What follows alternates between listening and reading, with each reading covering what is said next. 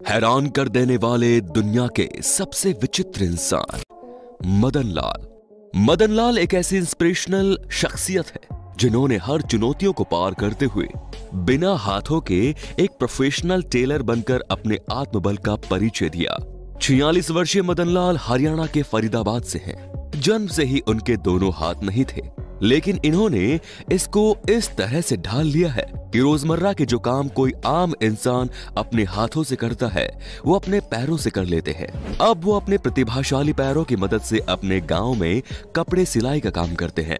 मदन कहते हैं कि मेरी जिंदगी का हर काम मैं अपने पैरों से ही करता हूँ। सिलाई के लिए कपड़े काटने से लेकर नपाई तक हर काम मैं अपने पैरों से करता हूँ। मदन अपनी कमी के कारण अपने परिवार पर बोझ नहीं बनना चाहते थे, इसीलिए 23 साल की उम्र में मदन ने टेलरिंग का काम करने का फैसला किया। लेकिन शुरुआती ट्रेनिंग में उन्हें बड़ी मुश्किल हुई। उन्होंने बताया कि उनकी फैमिली के पास इतने पैसे नहीं थे कि वे इनकी पढ़ाई का खर्चा उठा पाएं और उन्हें सरकार से भी कोई खास उम्मीद नहीं थी और वे जानते थे कि जीने के लिए उन्हें कुछ न कुछ तो करना ही पड़ेगा। शुरुआत में ग्राहकों को विश्वास नहीं था कि कोई बिना हाथ वाला आदमी उनके कपड़े सिल पाएगा, पर आज मदन अपने गांव वालों के लिए किसी लोकल हीरो से कम नहीं। Number 4, rowdy Burton. वो इंसान जो केवल आधे शरीर के साथ जीने को मजबूर है, लेकिन फिर भी परिस्थितियों से हार मानने को तैयार नहीं। अलबामा के राउडी बर्टन का जन्म एक रेयर लोअर स्पाइनल डिसऑर्डर के साथ हुआ, जिसे सैक्रेलोजेनेसिस के नाम से जाना जाता है। राउडी केवल 3 साल के थे जब उन्हें अपनी दोनों टांगे कटवानी पड़ी, जिसके कारण उन्हें स्कूल में काफी चिढ़ाया जाता था। व्हीलचेयर का इस्तेमाल करने के बजाय बर्टन अपने हाथों और कोहनियों के सहारे चलना पसंद करते थे। वे टेनिस खेलने और स्केटबोर्ड चलाने में भी सक्षम है। हालांकि वे अपनी परिस्थितियों से हारने को बिल्कुल भी तैयार नहीं है, लेकिन उनका मानना है कि कोलोस्टोमी बैग पहनने के कारण उन्हें जीवन में कभी किसी लड़की का प्यार नहीं मिल पाया है। इतनी सारी चुनौतियों के बावजूद वे अपने भविष्य को लेकर काफी एक्साइटेड है। लोगों का कहना है कि बर्टन का व्यक्तित्व काबिले तारीफ है। Number 3, Claudio Vieira de Oliveira. Claudio का जन्म उल्टे सिर के साथ हुआ था। इनके हाथ और पैर जन्म से ही काफी ज्यादा विकृत थे और डॉक्टरों ने तो क्लाउडियो के माता पिता को ये तक कह दिया था कि उन्हें क्लाउडियो को मर जाने देना चाहिए।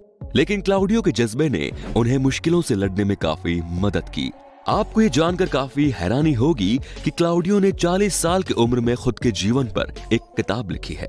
ब्राजील के मोंट सैंटो में जन्मे क्लाउडियो अर्थरोग्रोपोसिस नाम की एक बहुत ही रेयर कंडीशन में पैदा हुए थे, जिसमें रोगी के जॉइंट्स आपस में फ्यूज हो जाते हैं, जिस कारण क्लाउडियो का सिर उल्टा हो गया है और गलत दिशा में घूम गया है।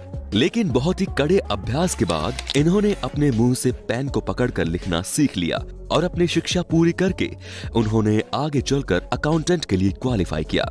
अब वे स्पेशल इवेंट्स पर मोटिवेशनल स्पीकर के रूप में स्पीच भी देते हैं और हाल ही में उन्होंने अपनी एक किताब लॉन्च की है जिसका नाम the world is wrong way around है। नंबर 2, अलिंग डीटा। अलिंग डीटा को हर रोज काफी मुश्किलों का सामना करना पड़ता है।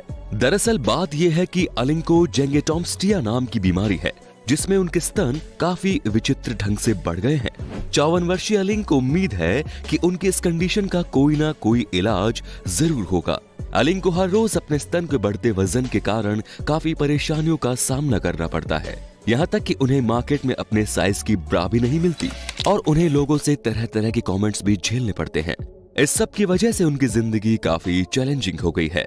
उनके ब्रेस्ट का वजन लगभग 20 किलो हो गया है, जो कि लगभग आधे कट्टे चावल के बराबर है। नंबर 1, स्मिता श्रीवास्तव।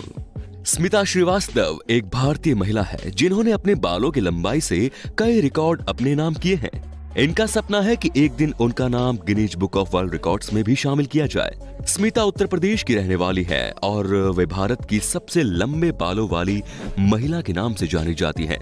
उनके बालों की लंबाई Limca book of world records में 6 फीट दर्ज की गई थी। अब उनके बालों की लंबाई 7 फीट है, जो कि किसी एवरेज बास्केटबॉल खिलाड़ी से केवल 3 इंच ही ज्यादा है। 40 वर्षीय स्मिता किसी लोकल सेलिब्रिटी से कम नहीं और अभी भी उनका रुकने का कोई इरादा नहीं है।